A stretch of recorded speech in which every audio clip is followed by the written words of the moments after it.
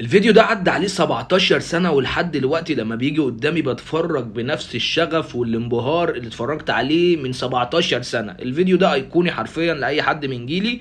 وهنا رونالدينهو لما جات له جزمة او يعني زي ما نقول ستارز هدية كده من شركة معينة، وده يعتبر شبه اعلان ان هو وريهم ان الجزمة بتاعتنا هتخليك يعني تبقى مهاري. وهو رونالدينهو اصلا لوحده ساحر لو بيلعب حافي.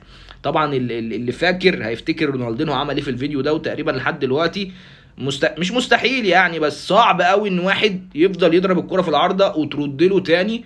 رونالدينو عمل الحركة دي تقريبا 3 4 مرات. وزمان بقى اللقطة دي كان بالنسبة لنا ايه ده، ايه ده الساحر ده ولا ايه، ازاي كده؟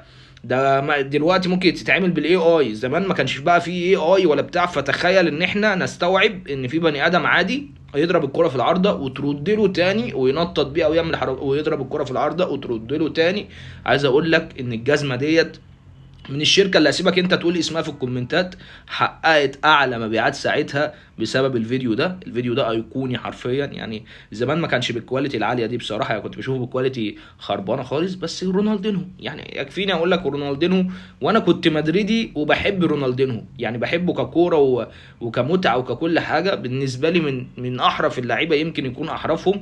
ولكن طبعا العقليه اهم من اي مهاره. هو ما سابش حاجه في الفيديو ما عملهاش، يعني المفروض الفيديو خلص والدنيا بص هو مجنون كوره، مجنون كوره حرفيا، بس دماغه في البطيخ.